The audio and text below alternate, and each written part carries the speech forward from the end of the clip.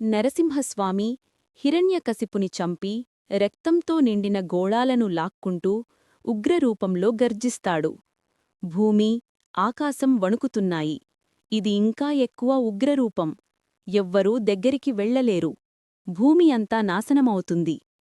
బ్రహ్మ, ఇంద్రుడు, దేవతలు కైలాసానికి వచ్చి శివుడిని ప్రార్థిస్తారు. ఓ మహాదేవా! నీవే జగత్పాలకుడివి. నరసింహస్వామి ఉగ్రతతో లోకాలు నాశనమవుతున్నాయి.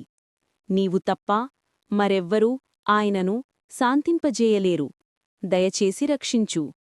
శివుడు కళ్ళు తెరుస్తాడు గంభీరమైన శబ్దంతో. సాధారణ రూపంలో నరసింహుడి ముందు ప్రత్యక్షమవుతాడు. ఓ నరసింహస్వామి! నీ కార్యం పూర్తయ్యింది. ప్రహ్లాదుడు రక్షితుడయ్యాడు. హిరణ్యకశిపుడు సంహరించబడ్డాడు. ఇప్పుడు దయచేసి శాంతించు. లోకాలను నరసింహుడు వినిపించుకోకుండా గర్జిస్తాడు.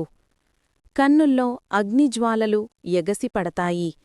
శివుడు ఆలోచిస్తూ లోతైన శ్వాస తీసుకుంటాడు. శివుడు అంటాడు, ఇప్పుడు నిన్ను అణచేది నాలోని మరొక శక్తి మాత్రమే. నాలోని సారభరూపం ఇప్పుడు ప్రత్యక్షమవుతుంది. శివుడు సారభేశ్వర అవతారం, సింహప్పూ శరీరం ప్లస్ పక్షిరెక్కలు, భయంకరమైన రూపం ధరించి ప్రత్యక్షమవుతాడు. ఇద్దరి మధ్య ఘోరమైన యుద్ధం జరుగుతుంది.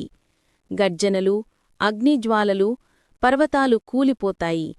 యుద్ధం భయంకరంగా సాగుతుంది. సారభేశ్వరుడు, లోకరక్షణ కోసం నీ ఉగ్రాన్ని అణచడం తప్ప మరో మార్గం లేదు.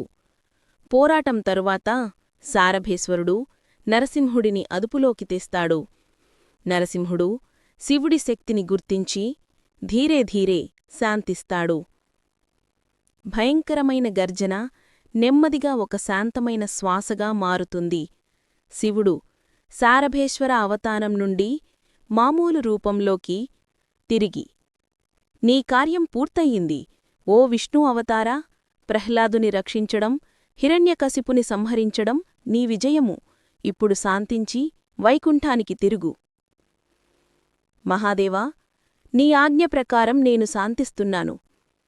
నరసింహస్వామి తన ఉగ్రరూపాన్ని విడిచి ప్రశాంతంగా మారతాడు. ప్రహ్లాదుడిని ఆశీర్వదించి వైకుంఠానికి తిరుగుతాడు. దేవతలు శివుని స్తుతిస్తారు. శివశివ!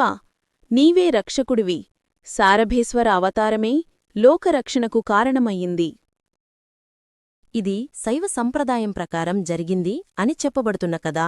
వైష్ణవ సంప్రదాయం ప్రకారం నరసింహుడు, ప్రహ్లాదుడు భక్తితో ప్రార్థించగా నరసింహస్వామి క్రమంగా శాంతించి ఆయనను ఆశీర్వదించాడు.